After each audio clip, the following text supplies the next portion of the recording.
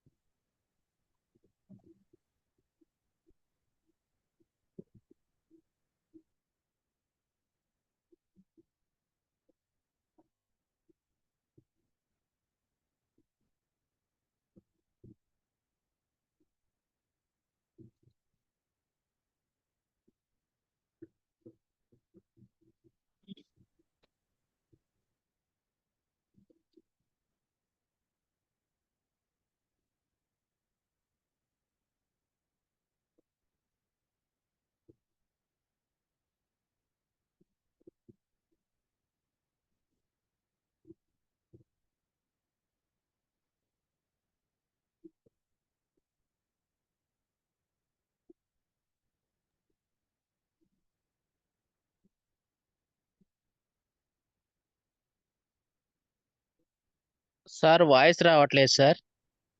వస్తుందండి, వస్తుంది. ఒక్క నిమిషం.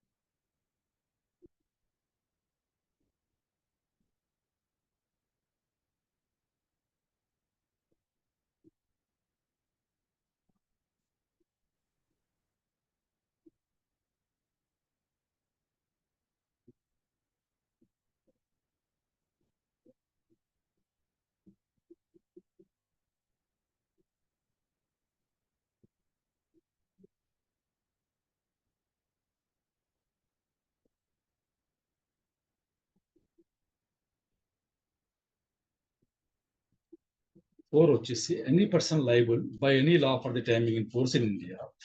భారతదేశంలో అమల్లో ఉన్నటువంటి ఏ చట్టం కింద అయినా సరే ఒక వ్యక్తి విచారణకి లేదా నేరం చేసినందుకు కానీ విచారణ అర్హుడవుతాడు, అంటే లైబుల్ అవుతాడు. And offence committed beyond India, అంటే ఇండియా బయట చేసినా కూడా ఇండియాలో ఆ కేసు విచారించదగ్గేది అయినప్పుడు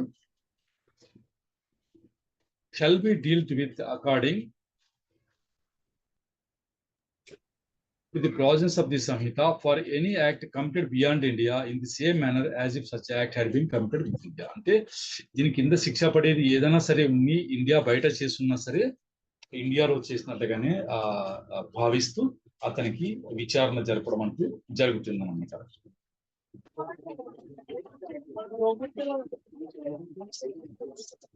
మ్యూట్ చేసుకోరా ప్లీజ్, మ్యూట్ చేసుకోరా. 5.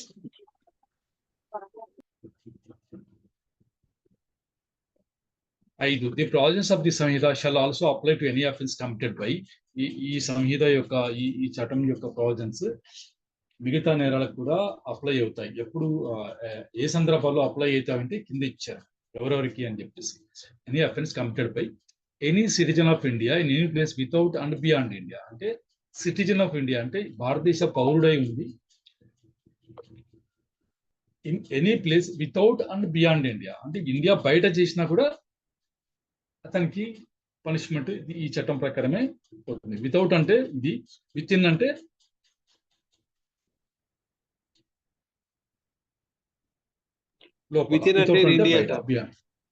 అది. Any person on any ship or aircraft registered in India wherever it May.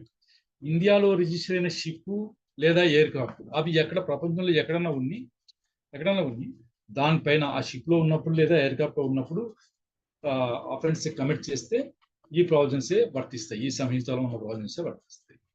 Any person ఈ name place without and beyond India committing offence targeting A computer resource located in India. సరే, ఏ person అయినా సరే any place in any place without and beyond India, India బయట ఎక్కడైనా సరే నేరం చేయి.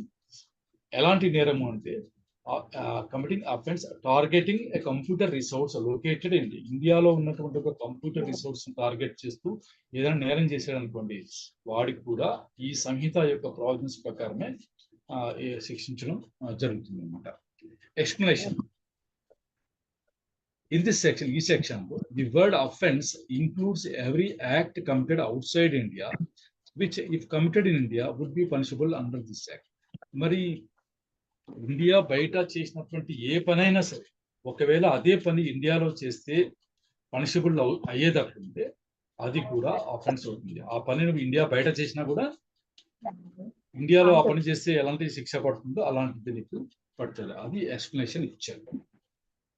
Illustration.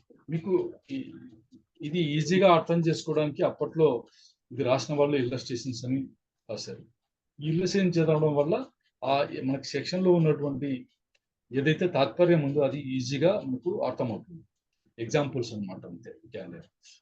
A citizen of India commits A murder in any place without and beyond India. ఒక citizen, భారతదేశ పౌరుడు ఏ, అతని పేరు ఏ అనమాట. అతను commits A murder in any place without and beyond India. India బయట అతను హత్య చేశాడు. అలాంటప్పుడు he can be tried and convicted of murder in any place in India in which he may be found. అతన్ని ఎక్కడ విచారించవచ్చు, ఎక్కడ అతనికి శిక్ష విధించవచ్చు అంటే హీ కెన్ బి ట్రైడ్, విచారించవచ్చు, అండ్ కన్విక్టెడ్, శిక్ష వేయచ్చు, ఆఫ్ మర్డర్, ఆ నేరానికి కానీ, అంటే హత్యా నేరానికి కానీ అతన్ని విచారించి శిక్ష వేయచ్చు. ఎక్కడ అంటే ఇన్ ఎనీ ప్లేస్ ఇన్ కిందనే తిన్నాంరా,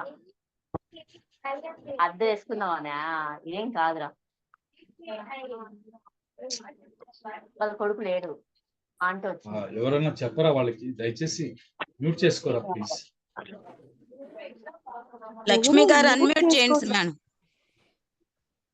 నేను ఇప్పుడు అన్మ్యూట్ చేశానండి. ఎవరు ఆమె మాట్లాడుతుంది? మ్యూట్ చేసుకోండి please. He can be tried and convicted of murder in any place in India which he may be found. ఆయన ఎక్కడ కనిపిస్తే అక్కడ, ఏ ప్లేస్ లో, ఇండియాలో ఏ ప్లేస్ లో కనిపిస్తున్నా సరే అక్కడ అతనికి విచారణ జరపచ్చు, తర్వాత కన్విక్షన్ కూడా ఇవ్వచ్చు.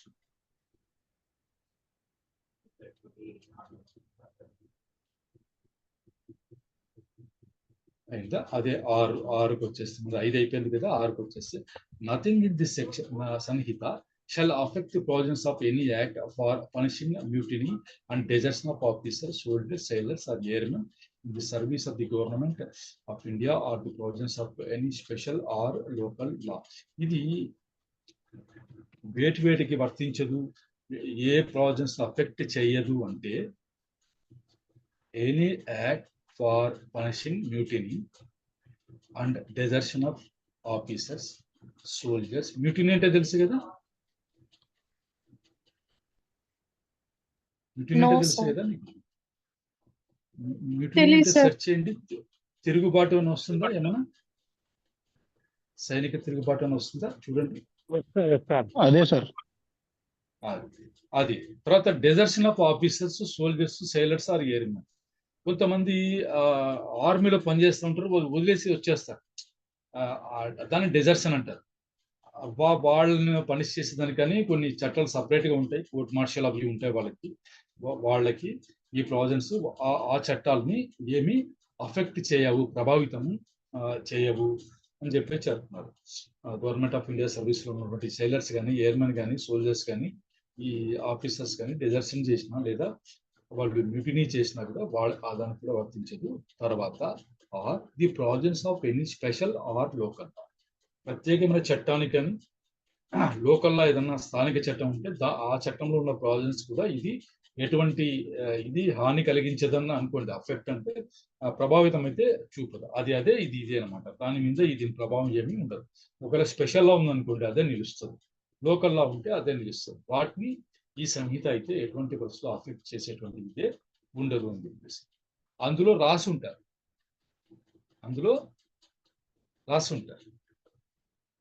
ఆ స్పెషల్ లేదా లోకల్ లా ఉంటుంది కదా, దాంట్లో ఎక్కడైనా సరే not extending anything contained in IPC అని చెప్పేసి అటు రాసి ఉంటారు. అంటే ఐపీసీలో ఏం చెప్పకున్నప్పటికీ ఈ చట్టమే నిలబడుతుందని ఆ చట్టంలో రాసి ఉంటారు. అది మీకు రాను ఎక్కడైనా లోపలికి వెళ్ళినప్పుడు మీకు ఎక్కడో చోట కనపడుతుంది, అప్పుడు చెప్తాను. సరే, అవి ఒకటో సెక్షన్ అయిపోయింది కదా. 2 డెఫినేషన్స్, ఇవి చాలా ఇంపార్టెంట్. ఈ డెఫినేషన్స్ అర్థం చేసుకుంటే మీరు సెక్షన్ కూడా ఈజీగా అర్థం చేసుకోవచ్చు. ఎందుకంటే ప్రతి సెక్షన్ లోనూ ఈ డెఫినేషన్ లో మీకు వచ్చినవే అక్కడ రిఫ్లెక్ట్ అవుతా ఉంటాయి. అది నెక్స్ట్ సార్ వాయిస్ ఇది కొంచెం క్లియర్ గా రావట్లేదు సార్.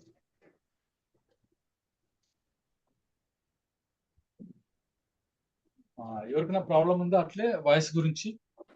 లేదు సార్. మేడం సార్, మేము లేదు సార్. ప్రాబ్లం ఉంటే చూసుకోండి మేడం. సిగ్నల్ ఆ, ప్రాబ్లం క్లియర్ ఇప్పుడు ఉంది సార్.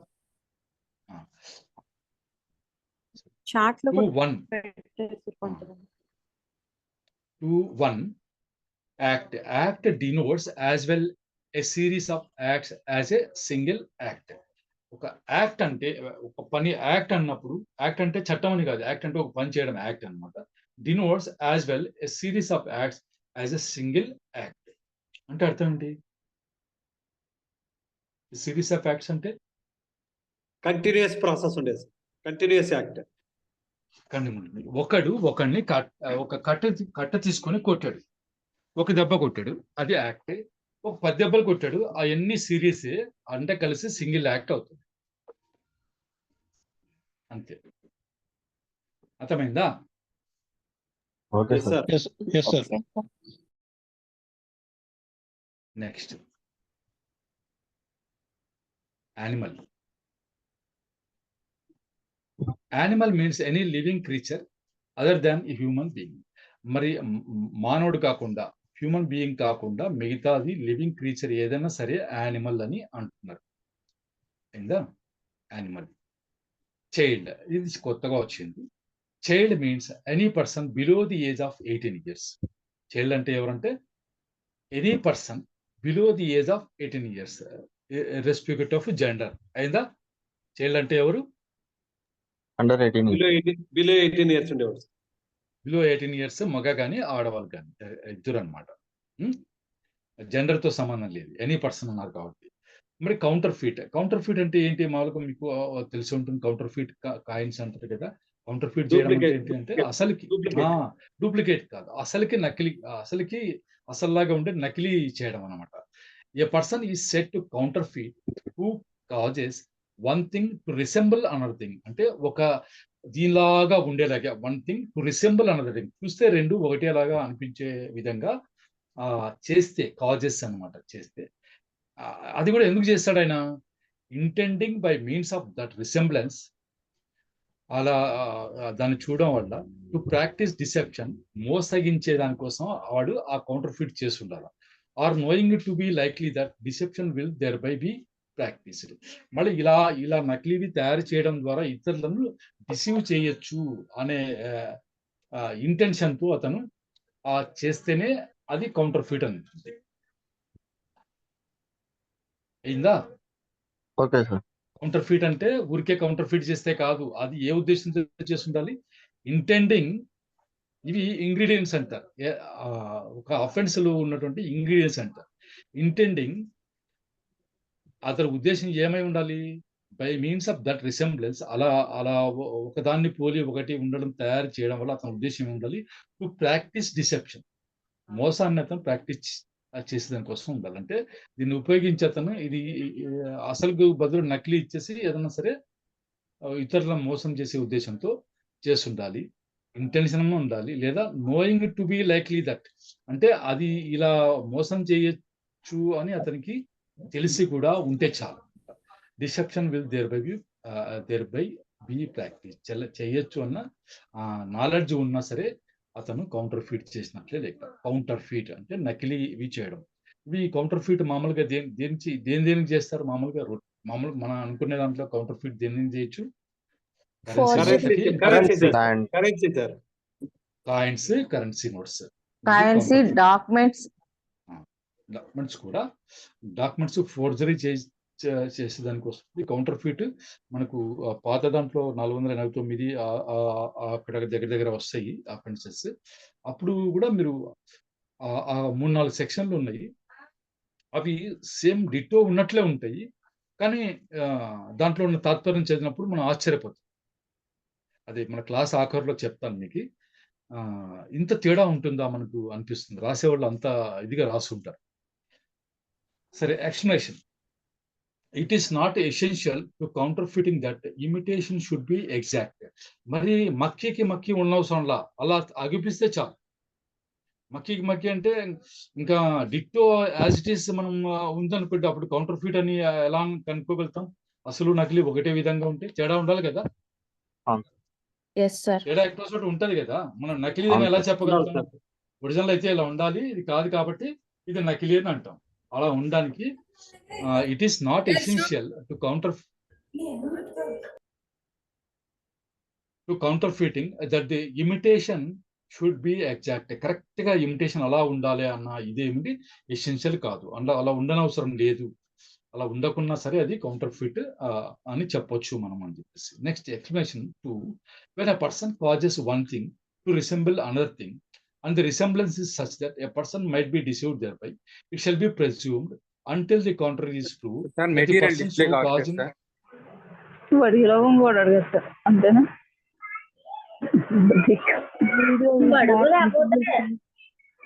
మ్యూట్ చేసుకోండి ప్లీజ్.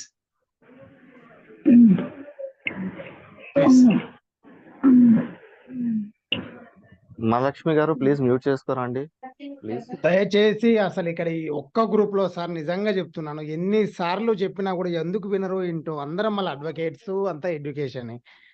జూమ్ మీటింగ్ ఎన్నో మీటింగ్స్ అటెండ్ అవుతాం సార్. ఒక్కసారి ఒక మాట చెప్పారంటే దానికి మ్యూట్ చేస్తున్నాం, అన్మ్యూట్ చేస్తున్నాం, అట్లీస్ట్ వాళ్ళకి నాలెడ్జ్ ఉంటుంది. కేవలం మన గ్రూప్ ఏదో సీరియస్ గా నడుస్తుంటే మిడిల్ ఎవరో మాట్లాడేస్తున్నారు. సార్ అది మీ మెటీరియల్ డిస్ప్లే అవ్వట్లేదు సార్. వెళ్ళిపోయిందా? ఇది లేదు, హ్యాంగ్ అయింది. ఒక్క నిమిషం. Okay sir.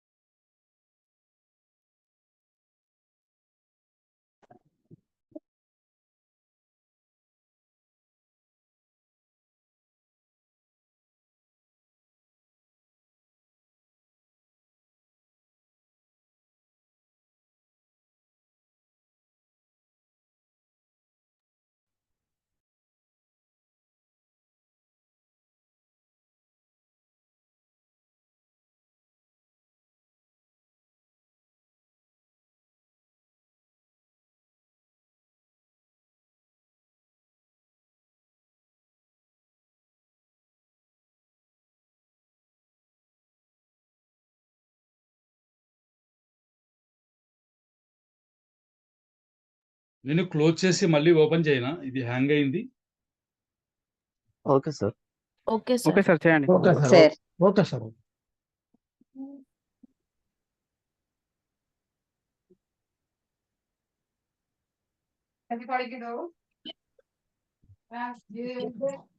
ఇప్పుడు వినిపిస్తుంది సార్ వాయిస్. వాయిస్ వినిపిస్తుంది. సార్. ఇదే అవ్వదు. వినిపిస్తుంది. మళ్ళీ మీరంతా ఉంటారు. మళ్ళీ నేను రీస్టార్ట్ చేస్తున్నాను అంతే. Okay sir. Okay Start sir. చేస్తాను.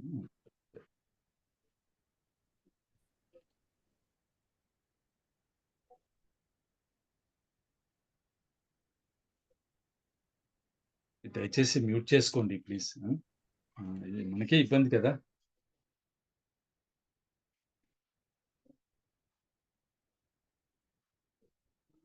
వచ్చిందా స్క్రీన్ పైన? వచ్చింది.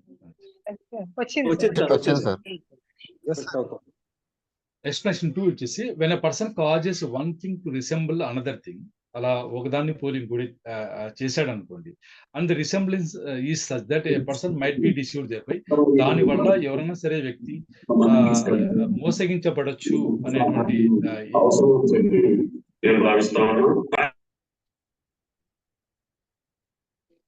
పరిస్థితి ఉన్నప్పుడు it shall be presumed until the contrary is proved that the person so causing the one thing to resemble the other thing intended by means of that resemblance to practice deception or knew it to be likely that deception would there be practiced.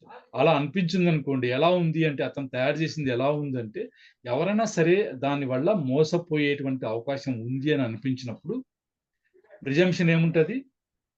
అతను ఈ మోసపుచ్చే ఉద్దేశంతోనే ఇది చేశాడు, లేదా ఇలా మోసగించచ్చని అతనికి knowledge ఉంది. Knew it to be likely that deception would there be practise అనేటువంటిది అతనికి తెలుసు అన్నటువంటి ప్రిజంప్షన్ ఉంటుంది. ఇలా కాదు నా ఉద్దేశం అని అతను ప్రూవ్ చేసుకోవాల్సి ఉంటుంది కదా. మామూలుగా క్రిమినల్ కేసుల్లో ఎంటైర్ బర్డన్ వచ్చేసి ప్రాసిక్యూషన్ పైనే ఉంటుంది. అంటే నేరం రుజువు చేసే బాధ్యత, రుజువు భారం ఎవరిపైన ఉంటుందంటే ప్రాసిక్యూషన్ పైన ఉంటుంది. కానీ ఇలాంటివి ప్రిజంప్షన్ ఉన్నప్పుడు ఆ ప్రిజంప్షన్ ని రిబట్ చేసేటువంటి ఇది సాక్ష్యం మన ఎవరైతే ఆ అభియోగం ఎదుర్కొంటాడో ఆ వ్యక్తే ప్రూవ్ చేసుకోవాల్సి ఉంటుంది. కొన్నింటి అవి ఎలాంటివంటే, ఇప్పుడు మనకి అలిబి ఉంటుంది కదా, ఎల్బి ఉంటుంది. అవి నువ్వు పలానా నేరం చేసావు అని అన్నప్పుడు, అయ్యా నేరం చేసినప్పుడు స్పాట్ లో నేను లేను, చాలా దూరంగా ఉన్నాను, అసలు ఇక్కడ వచ్చే అవకాశం లేనటువంటి దూరంలో ఉన్నాను, ఆ ప్రదేశంలో లేను అని ప్రూవ్ చేసుకున్న బాధ్యత ఎవరిపైన ఉంటుందంటే, నేను లేను అని చెప్తాడు చూడండి, అతని పైన ఉంటుంది. అలాగే ఇది ఒక వస్తువుకి, ఏదైనా ఒక వస్తువుకి నకిలీ తయారు చేశాడు అనుకోండి, మామూలుగా చట్టం ఏమనుకుంటుందంటే అతను ఇలా మోసం చేయడానికి చేశాడు అని ప్రిజ్యూమ్ చేసుకుంటుంది.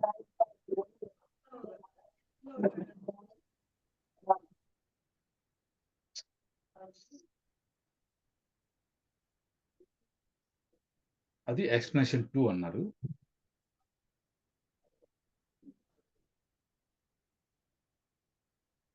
Next 5 court. కోర్ట్ అంటే ఏంటి అన్నప్పుడు, court means a judge who is empowered by law to act judicially alone or a body of judges which is empowered by law to act judicially as a body when such judge or body of judges acting judicially. Court అంటే judicial కి సంబంధించి వేరే వాళ్ళు లేకుండా definition ఇచ్చారు మనకి.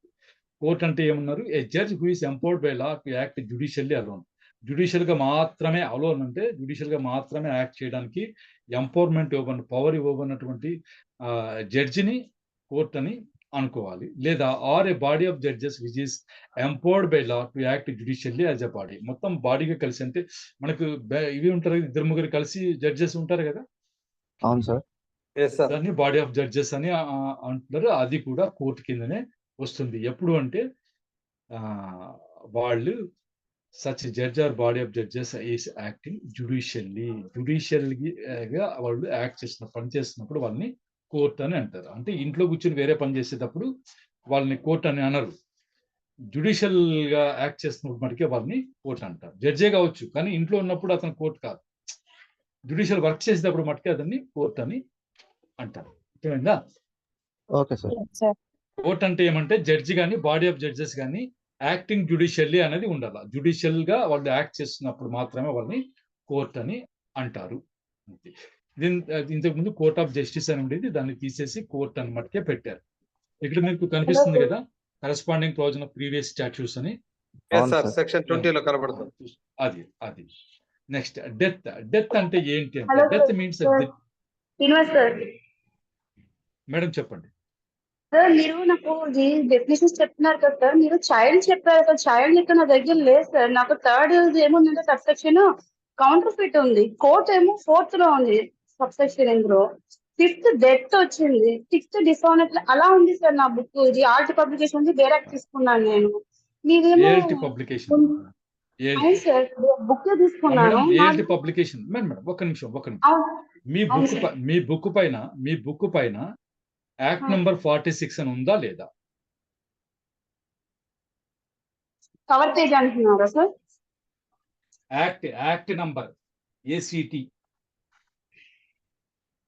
లేదు sir, మామూలుగా ఉంది సార్. నా భారతీయ న్యాయ సంహిత 46 లేదు సార్ అట్లా. ఒక్క నిమిషం అమ్మా, నేను చెప్పేది దయచేసి శ్రద్ధగా వినండి. అలాగే సార్. ఏముందమ్మా, ఏముందన్నారు మీరు? ఇప్పుడు మీరు థర్డ్ చెప్పారు కదా, టూ సబ్సెక్షన్ 3 చెప్పారు కదా, ఇక్కడ నాకు కౌంటర్ ఫిట్ ఉంది సార్, చైల్డ్ లేదు. 4th ఏమో 4th లో ఉంది. అది ఏమంటే మీ దగ్గర ఉన్నది మేడం ఉండండి, మీ దగ్గర ఉన్నది బిల్ నంబర్ 121 ఆఫ్ 2023 అన్నమాట. మీరు బిల్లు చదువుకుంటున్నారు, నాట్ యాక్ట్. బిల్లు పాస్ అయ్యి రాష్ట్రపతి ఆమోదం పొందిన తర్వాత అది యాక్ట్ అయ్యింది. యాక్ట్ తీసుకోండి. అందుకే నేను చెప్తున్నాను, డబ్బులు పోగొట్టుకొని మీ దగ్గర బిల్ ఉంది, బిల్లో ఏముంటుంది తెలుసా? బిల్లో క్లాజెస్ ఉంటాయి, సెక్షన్స్ ఉండవు. బిల్లులో క్లాజులు మాత్రమే ఉంటాయి, సెక్షన్స్ ఉండవు. నేను చెప్తాను వినండి. బిల్లో, మీ దగ్గర ఉన్న బిల్లో ఏముంది తెలుసా? ఫస్ట్ యాక్ట్ ఉంది, యానిమల్ ఉంది, కౌంటర్ ఫీట్ ఉంది, ఉందా?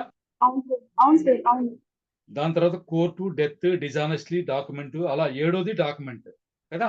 అవును సార్, అవును సార్. ఆ, అవి క్లాజెస్ అమ్మా, అవి సెక్షన్స్ కాదు, క్లాజెస్. అది ఓన్లీ బిల్ మాత్రమే. అది ఎప్పుడు 11/8/2023 తేదీ పార్లమెంట్ లో ప్రవేశపెట్టబడి ఆమోదం పొందినటువంటి బిల్ ఏదైతే ఉందో అది మీరు చదువుతున్నది. మీరు కొత్తది తెచ్చుకోండి. అందుకే నేను మీకు పైన కవర్ పైన ఉంటుంది, అది బిల్ నంబర్ 121 అని. మీకు అవును సార్, ఇది సార్ బిల్ నెంబర్ కావాలంటే 121/23 అని ఉంది. అదేనమ్మా. ఎవరైనా సరే బుక్ కొనే ముందు దయచేసి చూసుకోండి. యాక్ట్ నంబర్ 46/2023 అని ఉంటేనే మీరు అది తీసుకోండి. Okay sir, act sir number ఇంకోసారి చెప్పండి sir. Okay sir. Act number అందులో కొంచెం కన్ఫ్యూజ్ అయ్యాను సార్. ఏమా అయితే ఇది రిటర్న్ ఇచ్చి వేరే మళ్ళీ కొత్తది తీసుకుంటారు సార్. మీకు రిటర్న్ తీసుకునే అవకాశం ఉంటే ఇచ్చేయండి అమ్మా, ఏం పర్లేదు. అలాగే సార్, థ్యాంక్ యూ సార్. ఒక్క సార్ నిమిషం, లేటెస్ట్ యాక్ట్ ఏదన్నారు సార్, ఏది తీసుకోవాలన్నారు సార్? ఒక్క నిమిషం సార్ చెప్తాను మీకు అన్ని చెప్తాను. ఇవి వచ్చేసి సాక్ష్యం ఎవిడెన్స్ యాక్ట్ వచ్చేసి act number 47/2023. Evidence act number 47. మళ్ళీ మనకు మీరు ట్యాక్స్ మెన్ కొనుక్కుంటే మేలు. ట్యాక్స్ మెన్ లేటెస్ట్ దాంతో కంపారిజన్ టేబుల్ అన్ని బాగా ఇచ్చారు. ట్యాక్స్ మెన్ అని ఎడిషన్ అది. అవి తీసుకుంటే నేను కొత్తది ఇంకా ఓపెన్ చేస్తున్నాను. ఒక నిమిషం. 46 మీకు ఐపీసీ భారతీయ న్యాయ సంహిత వచ్చేసి 45, సిఆర్పిసి భారతీయ నాగరిక సురక్ష వచ్చేసి 46, ఎవిడెన్స్ యాక్ట్ 47, 45, 46, 47 ఈ 3 చట్టాలు యాక్ట్ నంబర్ ఉంటేనే బుక్ పైన తీసుకోండి. లోపల కూడా రాష్ట్రపతి గారి అసెంట్ December 25th ఏమో వచ్చిందని పని రాసి ఉంటారు. అలా ఉన్నప్పుడు మటుకు తీసుకోండి. చెప్తారా సార్ ఒకసారి? 3 యాక్ట్స్ నెంబర్ చెప్తారా సార్ ఒకసారి? యాక్ట్ నంబర్ 45, 46, 47 ఈ 3 మేజర్ యాక్ట్స్ అవి అమ్మా. Okay sir, thank you. ఇవి తీసుకోండి. మీకు స్క్రీన్ పైన కనిపిస్తున్నది అథెంటికేటెడ్, ఇది కరెక్ట్ అనమాట. సరే, death means the death of human being unless the contrary appears from the context. Death అని ఎక్కడైనా సరే మరణము అని వచ్చింది అనుకోండి, కాజింగ్ డెత్ అట్లా వస్తుంది కదా. Death means the death of human being, మనిషికి సంబంధించిన మానవునికి సంబంధించిన డెత్ అని అనుకోవాలి. Unless the contrary appears from the context, ఆ కాంటెక్స్ట్ లో వేరే విధంగా అది అపియర్ అయితే తప్ప మామూలుగా డెత్ అంటే హ్యూమన్ బీయింగ్ అనే అనుకోవాలి. ఆ పరిస్థితులు వేరే రావచ్చు, పరిస్థితులకు అనుగుణంగా ఇది నెక్స్ట్. ఇప్పుడు ఇది కేర్ఫుల్ గా చూడండి. మనకు ఈ చట్టంలో ఎక్కడైనా సరే ఈ మెన్సరియా అన్నది ఉంటుంది కదా. మెన్సరియా అన్నది మీకు జూరిస్ప్రుడెన్స్ లో వస్తాయి. క్రైమ్ అంటే ఏంటి, అఫెన్స్ అంటే ఏంటి, మెన్సరియా దానికి సంబంధించిన ఇవి ఉంటాయి, మ్యాగజైన్స్ అవన్నీ ఉంటాయి. అవన్నీ మనకి ఇప్పుడు అవసరం, స్టూడెంట్ స్టేజ్ దాటిపోయాం కాబట్టి ఇవన్నీ అవసరం లా. ఇప్పుడు ఈ మెంటల్ స్టేటస్ ఉంటుంది కదా, దాని గురించి మనం మాట్లాడదాం. డిజానెస్ట్లీ అన్నారు. డిజానెస్ట్లీ అని ఎక్కడైనా సరే వస్తే, డిజానెస్ట్లీ means doing anything with the intention of causing a wrongful gain to one person or wrongful loss to another person. Please mute చేసుకోండి దయచేసి. నేను మ్యూట్ అవ్వాలని కొట్టచ్చు, నాకు ఆప్షన్ ఉంది, బాగుండదు కదా, మనకి ఇంటరాక్షన్ పోతుంది. హలో, మ్యూట్ చేసుకోండి ప్లీజ్ అందరూ. డిజానెస్ట్లీ అంటే ఏంటి అన్నప్పుడు means doing anything with the intention of, ఆ ఇంటెన్షన్ ఉండాలి. ఏ ఉద్దేశంతో చేసి ఉండాలంటే, ఆనెస్ట్ అంటే ఏంటి మామూలుగా? నిజాయితీ సార్. నిజాయితీ. డిజానెస్ట్లీ అంటే లేకుండా, వ్యతిరేకంగా వాళ్ళు ఏ ఉద్దేశంతో చేస్తారంటే, causing a wrongful gain to one person, ఒక వ్యక్తికి అన్యాయంగా గెయిన్ చేయడం కానీ, మరి or wrongful loss to another person. అది చేయడం ద్వారా, ఎనీథింగ్ అంటే డూయింగ్ ఎనీథింగ్ అంటే ఆ పని చేయడం ద్వారా ఏమైతుంది ఒకరికి రాంగ్ఫుల్ గెయిన్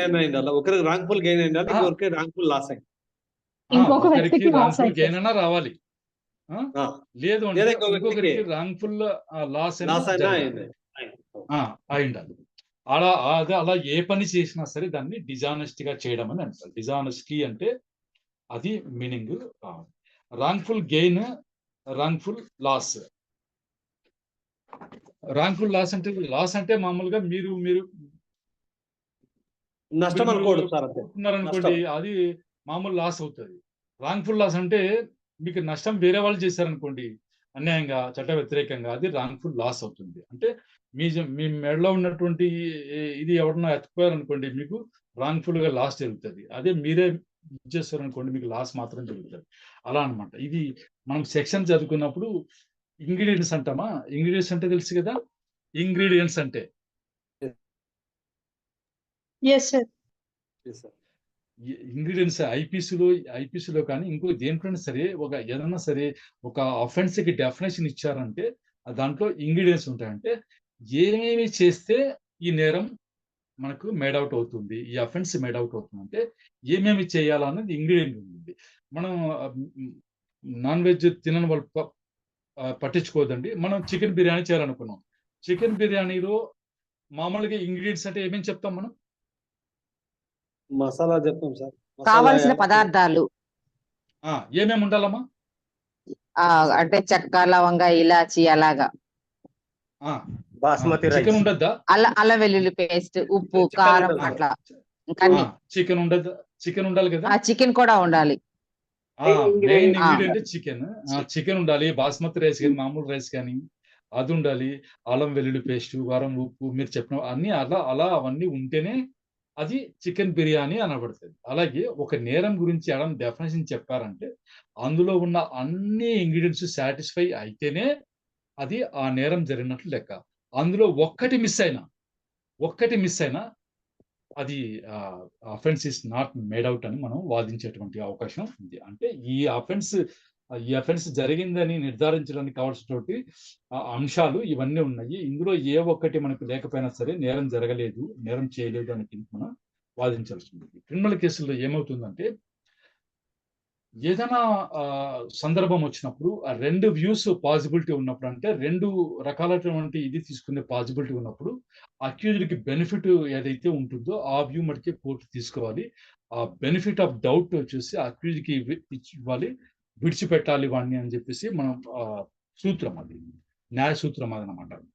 అంటే మామూలుగా చెప్తుంటారు కదా, ఎంతమంది ఏదైనా తప్పించుకోవచ్చు కానీ ఒక నిర్దోషికి ఇది జరగకూడదు అనే సూత్రాలు వింటూ ఉంటాం మనం.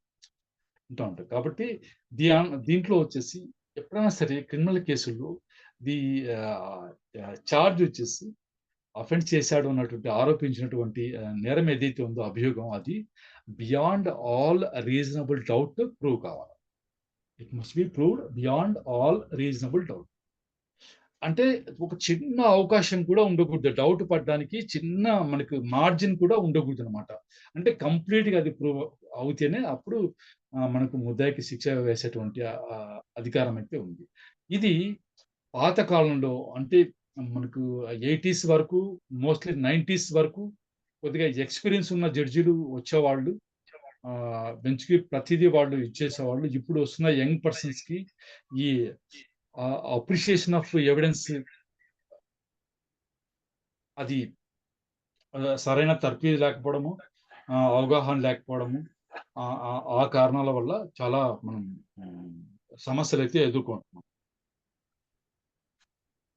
కొమ్ములు తిరిగిన సీనియర్స్ కూడా పైన జడ్జిలకి కొత్తగా వచ్చిన జడ్జిలతో మాట్లాడలేకపోతున్నారు. సరే, 8 డాక్యుమెంట్ అంటే తెలుసు కదా, దస్తావేజ్ అనుకోండి. డాక్యుమెంట్ మామూలుగా document means any matter express or displayed upon any substance by means of letters, figures or marks or by more than one of those means and includes electronic and digital record. ఇది additional గా వచ్చింది మీకు.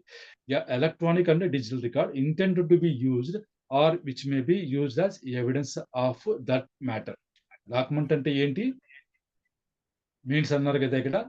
Document means any matter, ఏ matter అయినా సరే ఎలా చేసి ఉండాలి, అది ఎక్స్ప్రెస్డ్ ఆర్ డిస్క్రైబ్డ్, వ్యక్తపరిచి ఉండాలి లేదా విశదీకరించబడి ఉండాలి. దేనిపైన అంటే అపాన్ ఎనీ సబ్స్టెన్స్.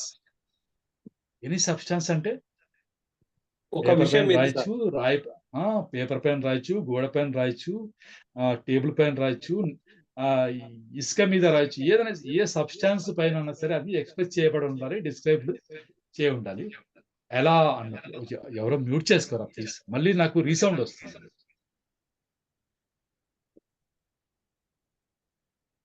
ఎలా అంటే బై మీన్స్ ఆఫ్ లెటర్స్, అక్షరాలు కానీ. ఎందుకు వస్తుంది రీసౌండ్ ఇది?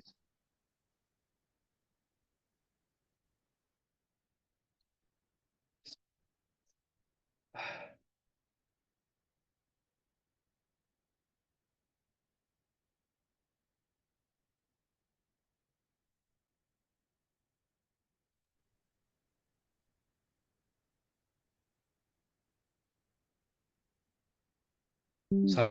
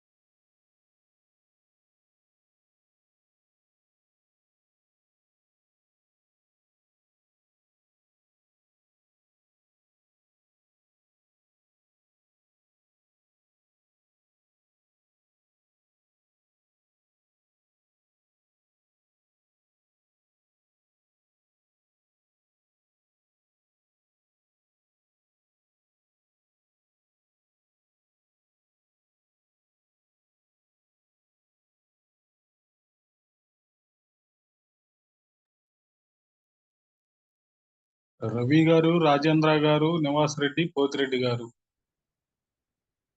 కొంచెం చూసుకోండి సార్, డిస్టర్బెన్స్ వస్తుంది.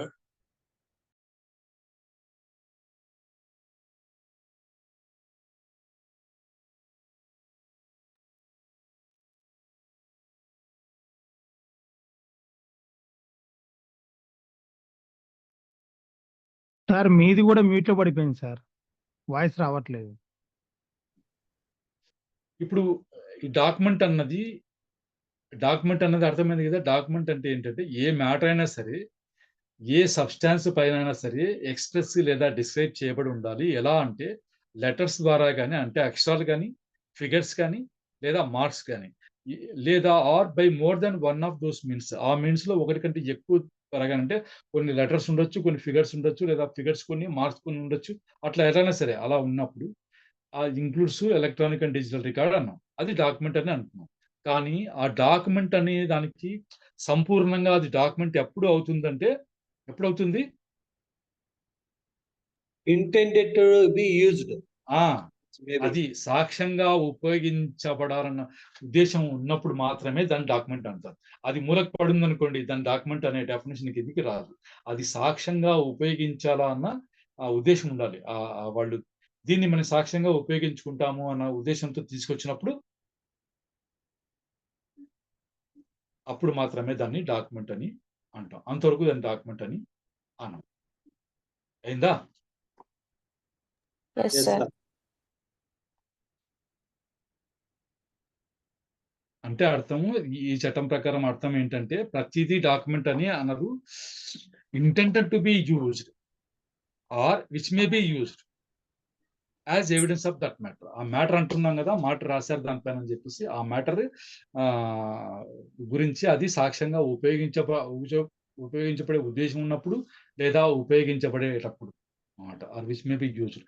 ఆ రెండు సందర్భాల్లోనే దాన్ని డాక్యుమెంట్ అని అంటాం. అంటే డాక్యుమెంట్ అంటే అది కోర్టుకు ఖచ్చితంగా రావాలి. దాన్ని సాక్ష్యంగా మనము తీసుకునేటువంటి ఇదైతే ఉన్నప్పుడు మాత్రమే మనకు దాన్ని డాక్యుమెంట్ అని అంటాం. అయిందా? Sir Yes, sir. నెక్స్ట్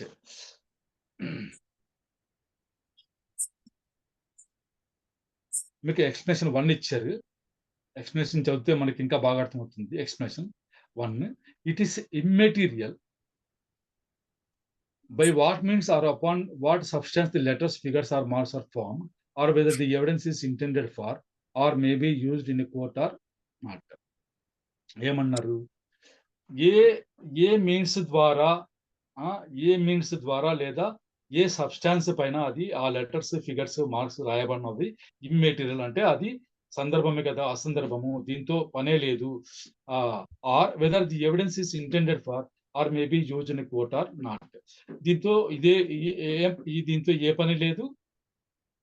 తర్వాత అది కోర్టులో సాక్ష్యంగా ఉపయోగిస్తారా లేదా అన్నది కూడా అసందర్భము. ఇట్ ఈస్ ఇమ్మెటీరియల్ అని ఎక్స్ప్లెనేషన్ 1 లో మనకు ఇచ్చారు. పైన ఏమన్నారు? ఈ డాక్యుమెంట్ అది అనిపించుకోవాలంటే 2 సందర్భాలు ఉండాలి. ఏమని? Intent to be used or maybe used as evidence అని అన్నారు కదా. Yes sir. ఇక్కడ దానికి మళ్ళీ మనకు చిన్న ఎక్స్ప్లెనేషన్ ఇచ్చారు. అలా అనుకోకండి అంటున్నారు. చూద్దాం, ఇలస్ట్రేషన్స్ ఇస్తున్నారు. దీన్ని బట్టి మనం చూస్తే ఇంకా బాగా అర్థం అవుతుంది. A writing expressing the terms of a contract which may be used as evidence of the contract is a document. మరి కాంట్రాక్ట్ ఉన్నది, రైటింగ్ లో రాసుకున్నారు. ఏం రాసుకున్నారు? A writing expressing the terms of contract, contract యొక్క షరతులు దాంట్లో రాసుకున్నారు. దాన్ని which may be used as evidence of the contract, మన మధ్య అంటే వాళ్ళ మధ్య కాంట్రాక్ట్ ఉంది అన్న చెప్పడానికి సాక్ష్యంగా ఉపయోగించబడవచ్చు దాన్ని. కాబట్టి అది దాన్ని డాక్యుమెంట్ అని అంటున్నారు. ఆ డాక్యుమెంట్ దేన్ని అంటున్నారు? డాక్యుమెంట్ ని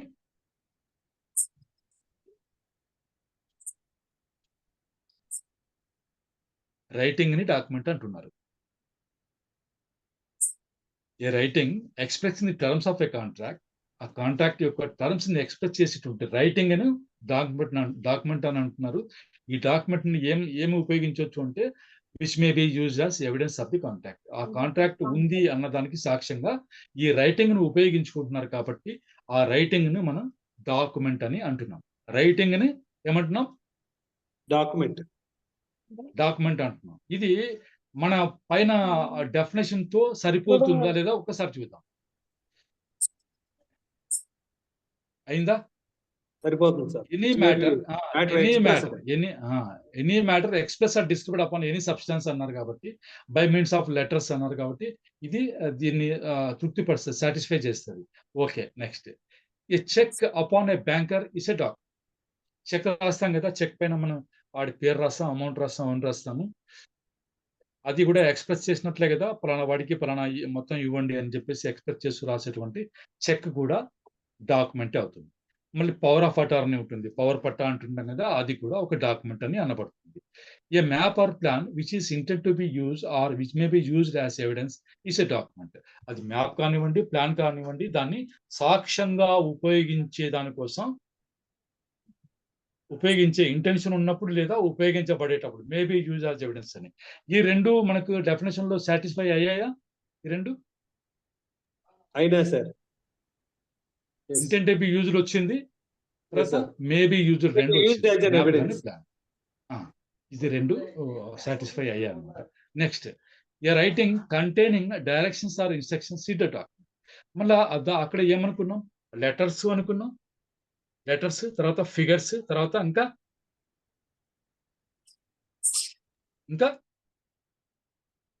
హ్యాండ్ రైటింగ్, మార్క్స్ అనుకున్నాం సార్. మార్క్స్ కూడా marks, letters, figures, marks. A writing containing directions or instructions is a document. Directions మీరు రోడ్లో వెళ్తున్నప్పుడు ఆరో మార్కులు చూసారా? ఇలా వెళ్ళాలని ఆరో మార్క్ రాసి ఉంటారు. మార్క్ అది. ఇప్పుడు మనం ఏదైనా ఊరికి వెళ్ళడానికి ఆరో మార్క్ వేసుకుంటారు. కొన్ని ఎక్కడన్నా సరే జంక్షన్ ఉన్నప్పుడు ఈ ఊరికి ఎటు వెళ్ళాలి, ఈ ఊరికి ఎట్టాలని ఆరో మార్క్స్ వేసి ఉంటారు. అది కూడా డాక్యుమెంట్ అవుతుంది. కంటైనింగ్ డైరెక్షన్స్ ఆర్ ఇన్స్ట్రక్షన్స్ ఉన్నా సరే దాన్ని కూడా డాక్యుమెంట్ అని అంటారు. ఎక్స్ప్లెనేషన్ 2 కొద్దాం.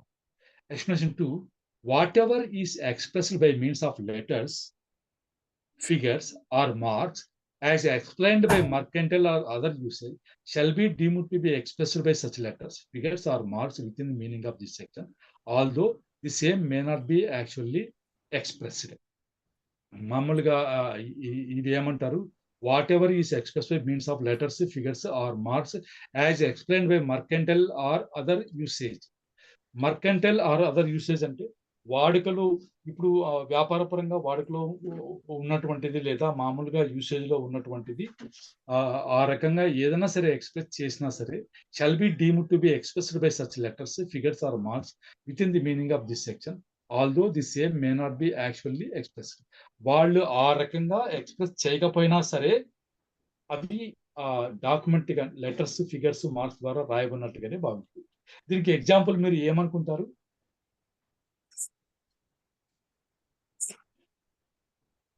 ఏమనుకుంటారు?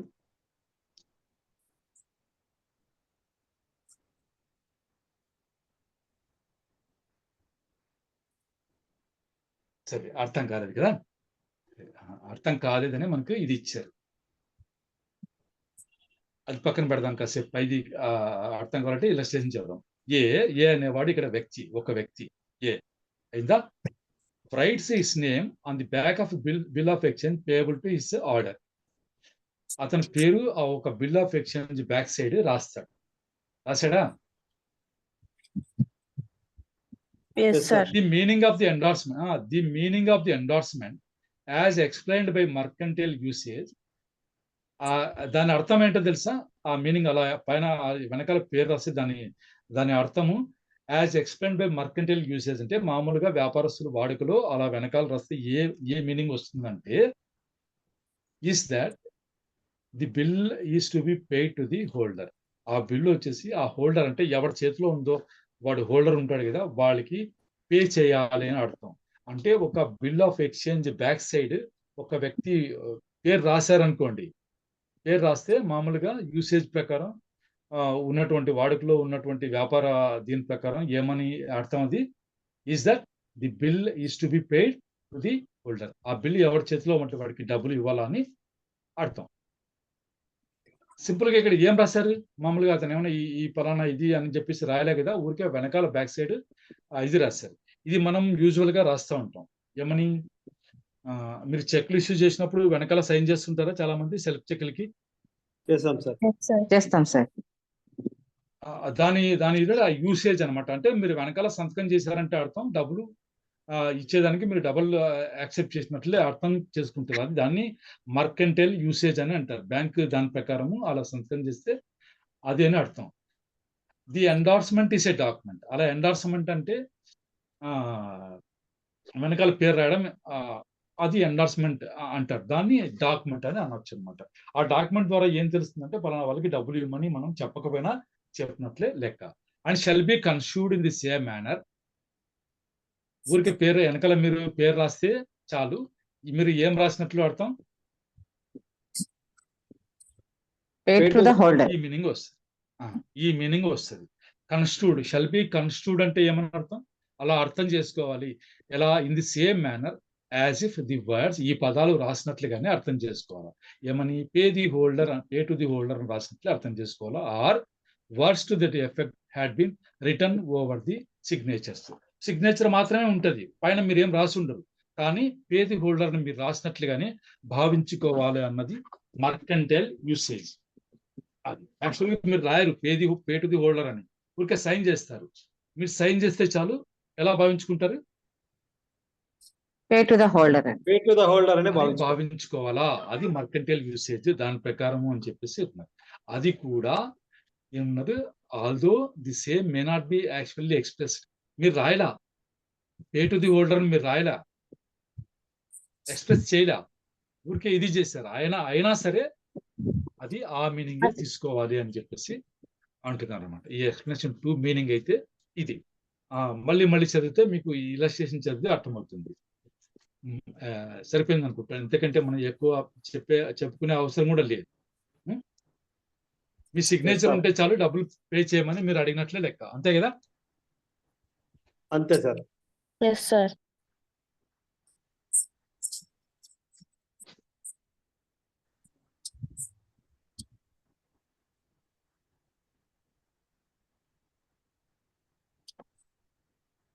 నెక్స్ట్ 9 ఫ్రాడులెంట్లీ, మోసపూరితంగా అన్నారు కదా. Fraudulently means doing anything with the intention to defraud but not otherwise. అతను మోసపుచ్చే ఉద్దేశం ఉండాలన్నమాట. ఏ పనైనా సరే ఫ్రాడ్లెంట్ గా చేశాడు అని అనాలంటే అతను డిఫ్రాడ్ చేసే ఉద్దేశంతో చేసి ఉండాలి తప్పితే వేరే కాదు, బట్ నాట్ అదర్వైజ్. అది ఉండాలి. ఆ డిఫ్రాడ్ చేసే ఇంటెన్షన్ తో చేశాడు అన్నది ఇంగ్రీడియంట్ అనమాట. మెయిన్ ఇంగ్రీడియంట్ ఫ్రాడ్లెంట్లీ అని ఏ పనైనా చేశారు ఫ్రాడ్లెంట్ గా మీరు అనాలంటే అది ఈ డిఫ్రాడ్ చేసే ఉద్దేశంతో చేశారు అన్నది ప్రూవ్ చేయాలన్నమాట. అలాంటప్పుడే ఫ్రాడ్లెంట్ అన్నది మనకు అప్లై అవుతుంది, ఆ ఇంగ్రీడియంట్ మనకి అట్రాక్ట్ అవుతుంది. అది లేనప్పుడు ఫ్రాడ్లెంట్లీ అని అనలేమన్నమాట.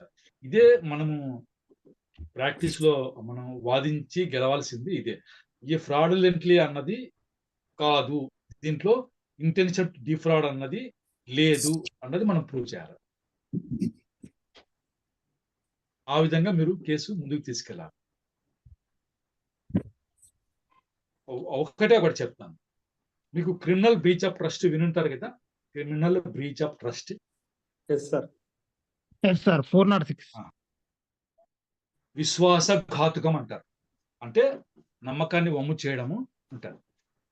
ఆని నమ్మి వాడి చేతికిస్తే వాడు బ్రీచ్ చేశాడు, ఆ నమ్మకాన్ని వమ్ము చేశాడు అన్నది విశ్వాసఘాతుకం అంటారు. Criminal breach of trust. Breach of trust prove చేయాలంటే మెయిన్ ఇంగ్రీడియంట్ ఏముండాలి తెలుసా మీకు? ఏముండాలి? ఒక పేపర్ మీద సిగ్నేచర్ చేస్తున్నారు సార్. కాదు, ఎంట్రస్ట్మెంట్ ప్రూవ్ కాదు. ఫస్ట్ వాడి చేతికి మీరు అప్పగించినట్లు మీకు ప్రూవ్ కావాలి, ఎంట్రస్ట్మెంట్ ఉండాలి. అంటే సార్ అది అమౌంట్ విధంగా ఉండొచ్చా?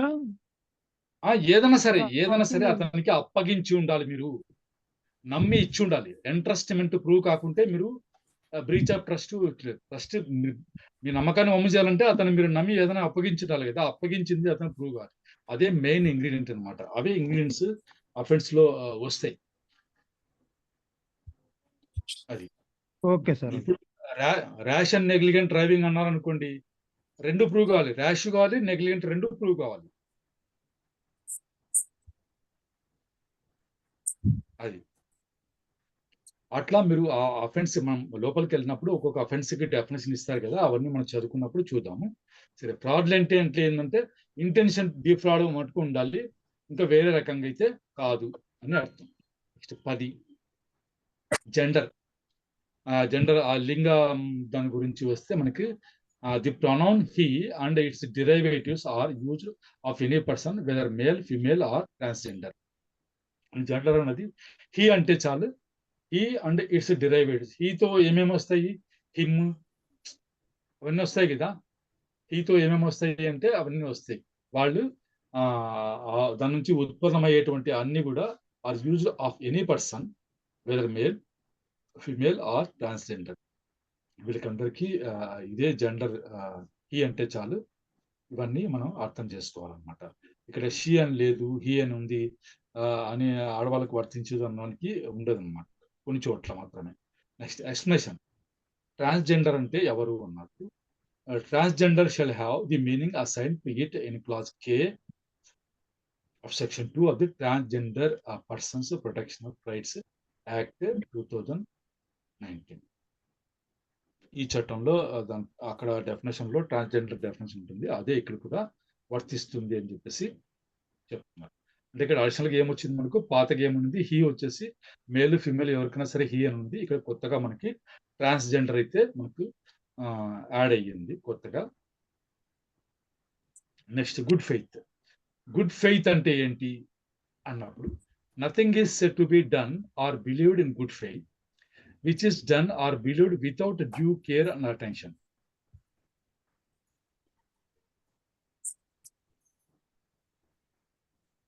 Without due care and attention లో చేసే ఏ పని కూడా గుడ్ ఫెయిత్ అని అనకూడదు అంటున్నాం.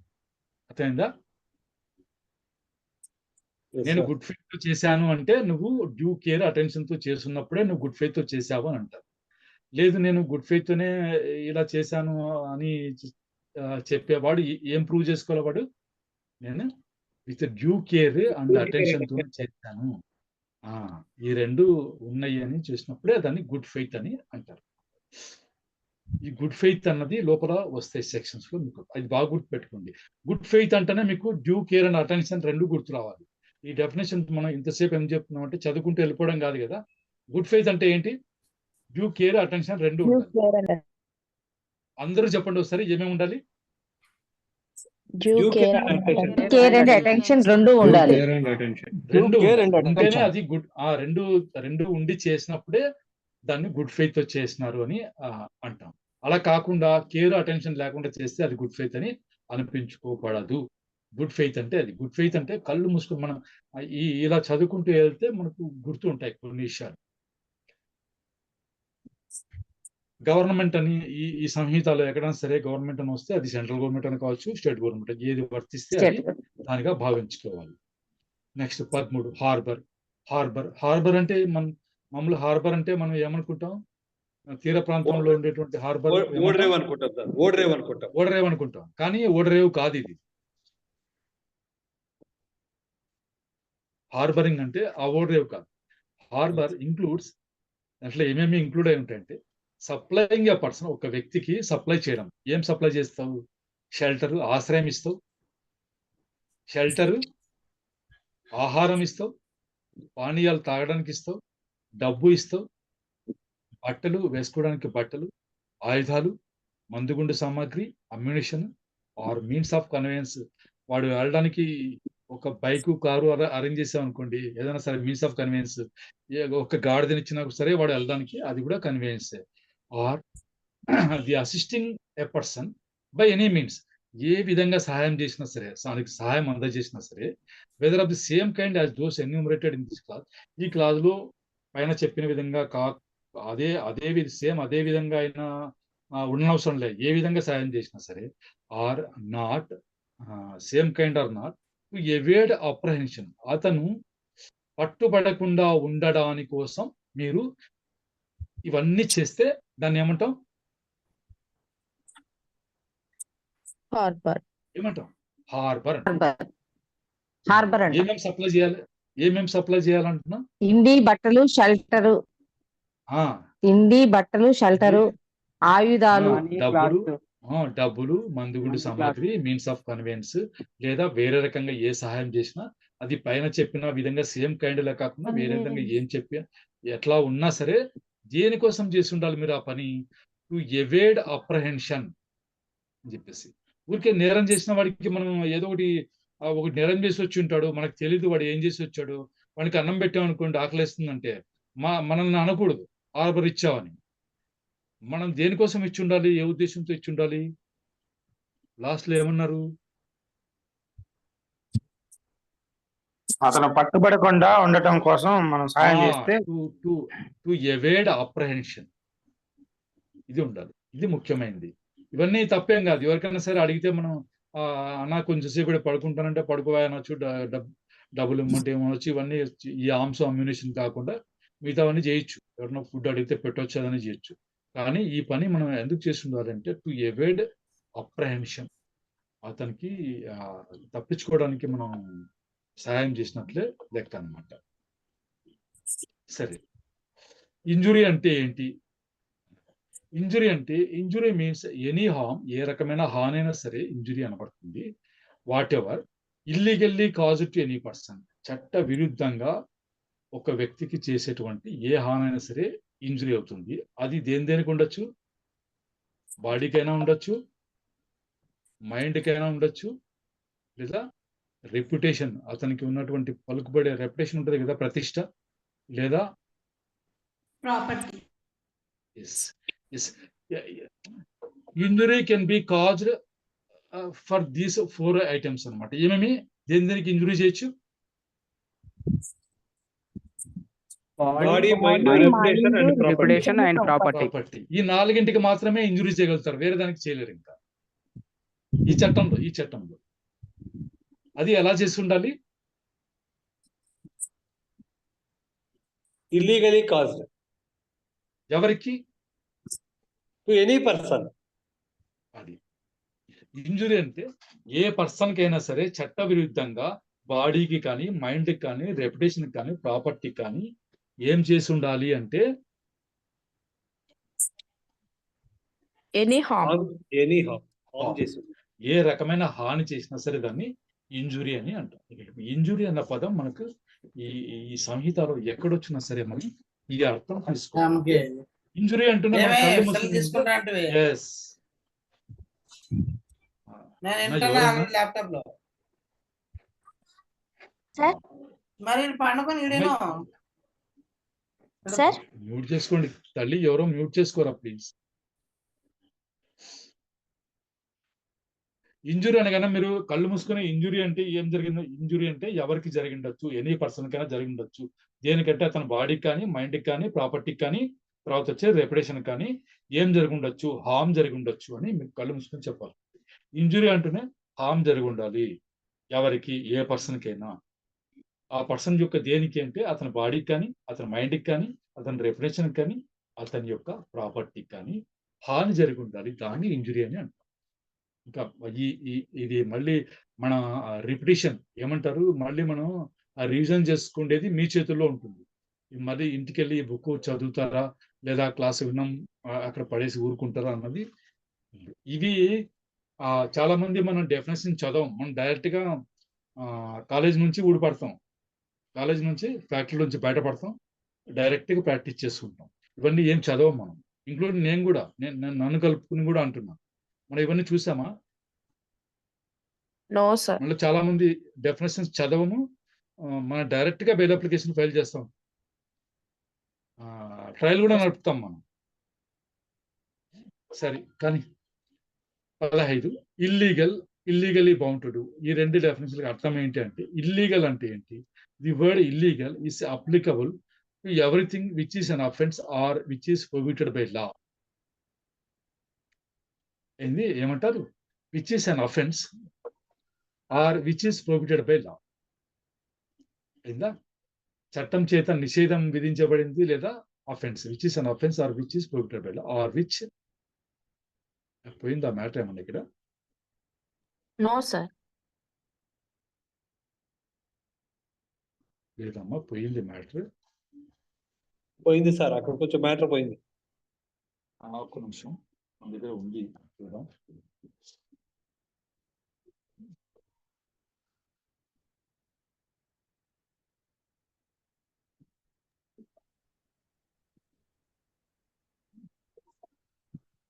or which furnishes ground for a civil action, and a person is said to be legally bound to whatever it is illegal in him to omit. దాన్ని ఇదిగా భావించుకుంటాం. ఏమంటున్నారు? The word illegal is applicable to everything which is an offence or which is prohibited by law. అయిందా? దాన్ని illegal అని అంటారు.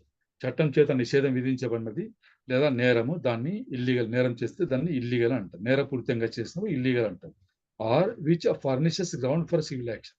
అలా చేసినప్పుడు civil action కూడా తీసుకునేదానికి అదొక గ్రౌండ్ అయ్యేటువంటి పరిస్థితి ఉంటే దాన్ని ఇల్లీగల్ పని అని అంటారు. And a person is said to be legally bound to do. Legally bound to do అని ఎప్పుడు ఒక పర్సన్ కి ఆపాదిస్తామంటే, whatever it is illegal in him to omit. అతను ఒక పని చేయడం మానుకుంటే దాన్ని, ఈ పని చేయాలి అసలు యాక్చువల్ గా లీగల్లీ బౌండ్ టు అంటే ఏంటి, ఈ పని చేయాలి, అతను చేయలేదనుకోండి అప్పుడు అది నేరం అవుతుంది, ఇల్లీగల్ అవుతుంది. లేదా అతను లీగల్లీ బౌండ్ టు అంటే అతను ఈ పని ఖచ్చితంగా చేసి ఉండాలి. అతను ఒమిట్ చేశాడు అనుకోండి, చేయకుండా ఉన్నాడు అనుకోండి, అది అఫెన్స్ అవుతుంది. అది మనకు ఈ లీగల్లీ బౌండ్ టు అన్న పదము పబ్లిక్ సర్వెంట్స్ కు సంబంధించిన అఫెన్సెస్ లో వస్తుంది. అప్పుడు మనం నేర్చుకున్నాం. సరే, ఇప్పుడు ఏమన్నాం మనం ఇక్కడ నుంచి? Which is an offence, offence అనుకున్నాం కదా. Offence which is prohibited by law. Offence అంటే మామూలుగా అఫెన్స్ అంటే ఏంటి? అఫెన్స్ అంటే which are mentioned in the IPC sir. అక్కడ ఏమైనా అఫెన్స్ గా డిక్లేర్ చేశారో వాటిని చేయడం అన్ని కూడా అఫెన్స్. అఫెన్స్ కి డెఫినేషన్ మళ్ళీ కింద ఉంది. మీరు 24కి వెళ్తే అఫెన్స్ కి డెఫినేషన్ అక్కడ ఉంటుంది. అది మాత్రమే అఫెన్స్, వేరేది కాదు. అదనమాట. చూద్దాం, అది కూడా చూద్దాం. 24లో వస్తుంది మనకి, అది చూద్దాం. ఇది నెక్స్ట్ 16. జడ్జ్ అంటే ఎవరు అంటే, judge means a person who is officially designated as a judge and includes a person. వీళ్ళు కూడా కలిసి ఉంటారు. అతనికి జడ్జ్ అనే డిసిగ్నేషన్ ఇచ్చున్నప్పుడు వాడు జడ్జ్ అని నిలబడతాడు. లేదు ఈ కింద తెలుపున్నటువంటి వ్యక్తులు కూడా దాంట్లో ఇంక్లూడ్ అయి ఉంటారు. ఈ జడ్జిని చూస్తేనే మనకు ఇంతకు ముందు దేని గురించి చదువుకున్నాం పైన మనం కోర్టు గురించి చదువుకున్నాం. కోర్టు గురించి చదువుకున్నాం. అది కోర్టు వేరే, జడ్జి వేరే డెఫినేషన్కి వచ్చేసరికి. కోర్టులో Yes, sir. ఎవరుంటారు? జడ్జే ఉంటారు సార్. జడ్జిలోనే body of body of Body of judges Body of judges. ఉండొచ్చు. అవును. అంటాం. Next, who is empowered by law, anybody includes a person who is empowered by law, ఆ చట్టం చేత అధికారం ఇవ్వబడి ఉంటుంది, పవర్ ఇవ్వబడి ఉంటుంది. దేనికోసం అంటే to give in any legal proceeding, a legal proceeding లో సరే అతను ఇచ్చేదానికి అధికారం ఇవ్వబడుతుంది. అది సివిల్ కావచ్చు, క్రిమినల్ కావచ్చు, civil or criminal. A definitive judgment or a judgment which, if not appealed against, would be definitive, or a judgment which confirmed by some other authority would be definitive. ఇది definitive అంటే ఏంటి అర్థం? Definitive అంటే పక్కా అని sir. పక్క, తప్పకుండా. Final అని. అవును. అది ఫైనల్ అనుకో, మనం ఫైనల్ అనుకున్నాం అంటే అదే ఆఖరు అనమాట. Ultimate, that is ultimate. Ultimate. అలా జడ్జిమెంట్ ఇవ్వగలిగినటువంటి పవర్ ఇవ్వబడిన వ్యక్తి, ప్రతి వ్యక్తి జడ్జి అనబడతాడు. అతను ఏమి ఇవ్వగలిగి ఉండాలి?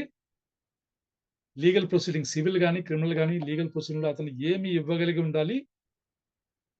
డెఫినెట్ జడ్జిమెంట్ ఇవ్వగలిగాను sir. Definitely judgment. To give a definitive judgment. అదైనా సరే a judgment which if not appealed against would be definitive. ఒకవేళ దానికి ఎటువంటి అప్పీల్ చేయలేదు అనుకోండి, అదే ఫైనల్ అయ్యే అవకాశం ఉన్నప్పుడు. Or a judgment if confirm by some other authority, ఇతను ఇచ్చిన తీర్పును ఇంకోరు కన్ఫర్మ్ చేశారనుకోండి, అప్పుడు అది ఆఖరిది అయినప్పుడు, ఆఖరి అయ్యే అవకాశం ఉన్నప్పుడు అలాంటి జడ్జిమెంట్ ఇవ్వడానికి అధికారం ఇవ్వనటువంటి ప్రతి పర్సన్ ని మనం ఏమనొచ్చు? Judge Judge. అనొచ్చు. మళ్ళీ who is one of a body or persons, which body of persons empowered by law to give such, అలా జడ్జిమెంట్ ఇవ్వడానికి ఒక బాడీ ఆఫ్ పర్సన్స్ కి అధికారం ఇచ్చారనుకోండి, అందులో ఉన్నటువంటి who is one of a body or persons, అందులో ఉన్నటువంటి ఒకరు అని, అతను విడిగా కూడా అతని జడ్జి అనే అంటాం. నెక్స్ట్, ఇది ఎందుకో వెళ్ళిపోయింది. ఇది సరే, ఇలస్ట్రేషన్ ఇచ్చారు. A magistrate exercising jurisdiction in respect of a charge on which he has a power to sentence to fine or imprisonment with or without appeal is a judge. Magistrate గారిని కూడా judge అని అంటాం. ఒక charge అభియోగం మోపి దాని గురించి sentence fine are imprisonment, అతనికి జరిమానా కానీ లేదా శిక్ష, కారాగార శిక్ష విధించేటువంటి పవర్ ఇవ్వబడినటువంటి మేజిస్ట్రేట్ కూడా జడ్జి అనే అనబడతాడు అని చెప్పేసి చెప్తున్నారు కదా. Okay, sir. Yes sir. సరే, ఎక్కడైనా సరే మనకు లైఫ్ అని కనపడింది అనుకోండి, లైఫ్ అంటే ఏంటి అంటే means the life of human being, మానవులకు సంబంధించిన జీవితమే అనుకోవాలి, ప్రాణం అనుకోవాలన్నమాట. Unless the contrary appears from the context. అయినా లైఫ్ అని ఎక్కడొచ్చినా సరే అది మానవుడికి సంబంధించింది అనుకోవాలి. Unless the contrary appears from the context. ఈ లైఫ్ కి సంబంధించి మనం లైఫ్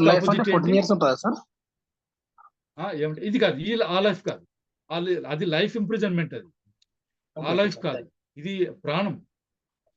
ఇది ప్రాణంతో ఉండడం లైఫ్ అంటే, జీవితం. అయిందా? ఈ లైఫ్ కి ఆపోజిట్ ఏంటి? Dead sir. అంతే, డెత్ గురించి పైన చదువుకున్నామా ఒక చోట? చదువుకున్నాం సార్. డెత్ గురించి చదువుకున్నాం. Death means death of human being అని అన్నారు. లైఫ్ కూడా హ్యూమన్ బీయింగ్. నేను చెప్పేది అదే. మనం ఇలా డీప్ గా డిస్కషన్ చేసుకుంటే ఏమవుతుందంటే, 1కి 2 సార్లు మనం అనుకున్నప్పుడు లైఫ్ డెఫినేషన్ ఇచ్చారా, మరి డెత్ కూడా ఎక్కడో చదివామే మనం అని మీకు గుర్తు రావాలి. అయితే లైఫ్ డెత్ ఎవరికి సంబంధించి ఉన్నాయి డెఫినేషన్స్ లో? హ్యూమన్ బీయింగ్ కి సంబంధించి. ఒకవేళ కాంట్రరీగా ఏదన్నా వస్తే అది వేరే విషయం అన్నమాట. లైఫ్ ఇంప్రిజన్మెంట్ వేరే, అది మీరు పక్కన పెట్టేసేయండి. అది మళ్ళీ మనకి టేబుల్ వచ్చినప్పుడు వస్తుంది. లైఫ్ ఇంప్రిజన్మెంట్ అంటే కొత్తగా డిఫైన్ చేశారు మళ్ళీ మనకి. అది ఏమని అర్థం ఉన్నది కొన్ని నేరాలకి సంబంధించి ఇచ్చారు. 18 local law means A law applicable only to A particular part of India. Local అంటే స్థానిక చట్టం అంటే ఒక పర్టికులర్ ప్రాంతానికి మాత్రమే అప్లై చేయటటువంటిది లోకల్ లా అన్నమాట. లోకల్ లా అంటే కొన్ని మనకు ఇప్పుడు ఏపీకి సంబంధించి ఏపీ ఆంధ్రప్రదేశ్ అనేది బిగిన్ అవుతుంది. ఏ చట్టం అయినా సరే ఏపీ మున్సిపాలిటీస్ యాక్ట్ అనుకోండి, అది కేవలం స్థానికంగానే వర్తిస్తుంది. అట్లా అదే మరి అంతే. నెక్స్ట్ మ్యాన్ అని ఎక్కడ వచ్చినా సరే means male human being of any age. అతడు మగ వ్యక్తి ఏ ఏజ్ అయినా సరే అతన్ని మ్యాన్ అనొచ్చు. Male human being of any age. అదే చైల్డ్ అంటే అప్పుడే మనం 18 years below age below age gender 18 years. Gender gender అంటే ముగ్గురు ఆడ మగ ఎవరైనా ఆడ మగ ఎవరైనా ట్రాన్స్జెండర్ కూడా సార్. ఎవరైనా అదనమాట. Next month and year. Month and year అంటే wherever the word month or the word year is used, it is to be understood that the month or the year is to be reckoned according to the Gregorian calendar. ఈ calendar ప్రకారమే దాన్ని లెక్క వేయాలి అని month and year అంటున్నారు. అది మనం calendar ప్రకారమే లెక్కిస్తాం. అది వేరే విషయం. సరే, మూవబుల్ ప్రాపర్టీ. దీంట్లో వచ్చేసి మూవబుల్ ప్రాపర్టీలో మనకు దీంట్లో immovable property transfer property act లో కూడా కొన్ని వస్తాయి దీని గురించి డెఫినేషన్ ప్రాపర్టీ గురించి. Movable property includes property of every description, ఏ డిస్క్రిప్షన్ చెందిన సరే, except land and things attached to the earth or permanently fastened to anything which is attached to the earth. ఇవి తప్ప, except land and things attached to the earth ఇది కానీ, లేదా permanently fasten to anything which is attached to the earth ఇది కానీ, ఇవి తప్ప మిగతావన్నీ movable property of every description. అదంతా చరాస్తి కిందికి వస్తుంది అనమాట. ఇవైతే రావు. Land and things attached to earth, భూమికి అతుక్కుని ఉన్నటువంటి ల్యాండ్ మూవబుల్ ప్రాపర్టీ కాదు. లేదా థింగ్స్ అటాచ్డ్ టు ఎర్త్, దానికి భూమికి అతుక్కుని ఉండేది కూడా మూవబుల్ ప్రాపర్టీ అని అన్నాము. లేదు permanently fasten to anything which is attached to earth. మరి అర్త్కి అటాచ్ కాబడిన ఎనీథింగ్ కి ఫేజన్ చేశారు. ఫేజన్ చేయడం అంటే ఏంటి? ముడివేయడం అంటామా? హలో, బిగించడం అంటారు సార్. అది బిగిస్తుంటారు కదా పర్మనెంట్ గా అంటే శాశ్వతంగా బిగించినటువంటి ఏదైనా సరే ఒకటి భూమికి అయితే ఒక థింగ్ అటాచ్ చేయబడింది, ఆ థింగ్ కి ఇది పర్మనెంట్ గా పేజెంట్ చేయబడింది ప్రాపర్టీ, అదైతే మూవబుల్ ప్రాపర్టీ అని అన్నాము అనమాట. మూవబుల్ ప్రాపర్టీ అంటే అదనమాట. ఈ మూవబుల్ ప్రాపర్టీకి సంబంధించి ఏమేమి చేయొచ్చు నేరాలు? మూవబుల్ ప్రాపర్టీ దొంగతనం చేయొచ్చు, గోల్డ్, కాదు, ఏమేమి చేయొచ్చు నేరాలు అంటే థెఫ్ట్, ఎక్స్టార్షన్ అవన్నీ వస్తాయి. ఎత్తుకెళ్ళొచ్చు సార్, ఎత్తుకెళ్ళిపోయేదాన్ని మూవబుల్ అని. అవును. సరే, నంబర్ అంటే ఏంటి అన్నప్పుడు 22 చెప్తుంది మనకి. Number unless the contrary appears from the context words importing the singular number including the plural number and words importing the plural number include the singular. అది నంబర్ అన్నప్పుడు అది సింగులర్ కావచ్చు, ప్లూరల్ కావచ్చు అనే అర్థంలో చెప్తున్నారు. నంబర్ అంటే చాలా అది ఏదైనా సరే కావచ్చు. అంటే వేరే విధంగా ఉపయోగిస్తే తప్ప మామూలుగా words importing the singular number include the plural number, అక్కడ సింగులర్ గా చెప్పబడినా సరే అది మనం బహువచనం కింద తీసుకోవాలి. ఒకవేళ బహువచనంలో చెప్పినా సింగులర్ నంబర్ లో తీసుకునే అవకాశం ఇప్పుడు అలాగే తీసుకోవాలి అని నంబర్ అనే దాని గురించి చెప్తున్నారు. Next oath includes a solemn affirmation substituted by law for an oath. అంటే ప్రమాణం చేసి చెప్పబడేదానికి సబ్స్టిట్యూట్ అంటే మనం ఏమంటారు దాని బదులుగా ఉపయోగించేటువంటి సాలమ్ అఫర్మేషన్ దాన్ని ఓత్ అంటాం. And any declaration declared authorised by law to be made before a public servant or to be used for the purpose of proof whether in a court or not. కోర్టులో దాన్ని proof గా ఉపయోగించడం కోసమైనా సరే ఉపయోగించుకున్నా సరే అది ఒక పబ్లిక్ సర్వెంట్ ముందర చేసేటువంటి డిక్లరేషన్, మామూలుగా రూఢి ప్రకటన అని అంటూ ఉంటారు డిక్లరేషన్ అని చెప్పేసి. దాన్ని అది కూడా అలా చేసేటువంటి డిక్లరేషన్ కానీ సాలమన్ అఫర్మేషన్, మనం సాలమన్ అఫర్మేషన్ సైన్ బిఫోర్ మేము రాస్తూ ఉంటాం కదా అఫిడవిట్లు, అవి కూడా దేని కిందకి వస్తాయి? ఓత్ కిందకి వస్తాయి. ఓత్ ఇంక్లూడ్స్ అన్నాం కదా, ఇది కూడా ప్రమాణం కిందకే వస్తాయి అని చెప్పేసి అన్నారు. మీరు అది కోర్టులో ఉపయోగించినా సరే లేకపోయినా సరే. 24 ఇందాక మనం అఫెన్స్ అని అనుకున్నాం కదా, అఫెన్స్ అంటే ఏమిటయ్యా అంటే, offence except in the chapters and sections mentioned in sub clauses A and B, the word offence means a thing made punishable by this Sanhita. Offence అంటే ఏంటి అంటే, ఈ సంహిత కింద శిక్షించబడేది ఏదైనా సరే అఫెన్స్ అవుతుంది.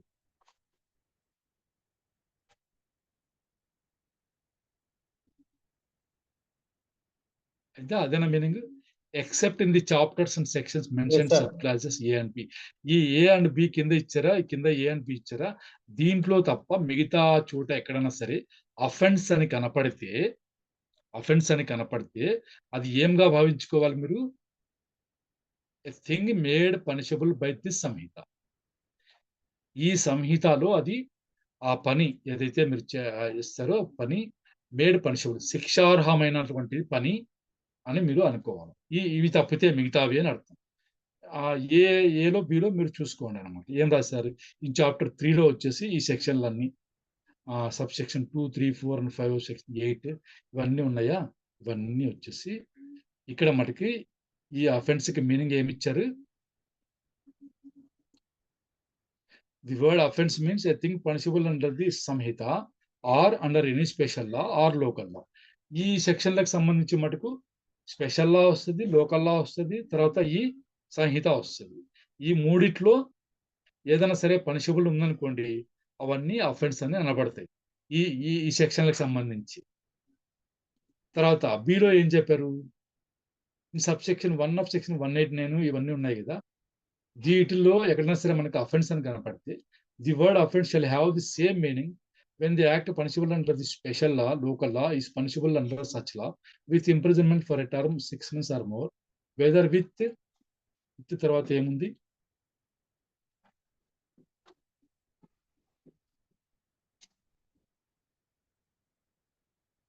విత్ ఆర్ వితౌట్ ఫైన్, అన్నమాట. ఇక్కడ వచ్చేసరికి వర్డ్ అఫెన్స్ మనం మీనింగ్ ఈ రకంగా తీసుకోవాలి. వీటిలో తప్ప మిగతా చోట ఎక్కడ కనపడినా సరే అది దేని కింద పనిషబుల్ ఉండాలి? I think made punishable by ఈ సంహిత కింద అది పనిషబుల్ అయి ఉన్నది అని మనం అర్థం చేసుకోవాలి. అదే ఈ సెక్షన్, ఈ చాప్టర్, ఈ సెక్షన్స్ లో ఉన్న వాటికి ఈ మూడిటి కింద దేని కింద సరే అది పనిషబుల్ అయి ఉంటుంది. అంటే సంహిత కింద కానీ, స్పెషల్ లా కానీ, లోకల్ లా కానీ, దాని కింద పనిషబుల్ అయినటువంటి థింగ్ ఏదైతే ఉందో అవన్నీ అఫెన్స్ కిందలో వస్తాయి. అలా సబ్సెక్షన్ ముందు దీని కిందకి వచ్చేసి ఇది ఉండాలి. ఇది ఎలా punishment? With imprisonment for a term 6 months or more, with or without fine. 6 months more, whether with or without fine. ఇట్లా ఉన్నప్పుడు ఇవి కూడా అఫెన్స్ కిందకే వస్తాయి. అదే స్పెషల్ లా కానీ, లోకల్ లా కానీ దాని కింద. ఇక్కడ సంహిత రాదు, మళ్ళీ స్పెషల్ లా లేదా లోకల్ లా మటుకే వస్తుంది. మీకు ఇక్కడ వచ్చింది చూడండి, ఇక్కడ సంహిత ఉందా? లేదు సార్, లేదు. ఇక్కడ ఉందా సంహిత? పైన ఇక్కడ సంహిత ఉంది, పైన సంహిత ఉంది. అందుకే ఏ బి సపరేట్ ఎందుకు ఇచ్చారంటే ఈ 3 వస్తాయి, ఇక్కడ మటుకు 2 వస్తాయి. 2 కూడా స్పెషల్ గా ఏమొస్తుంది?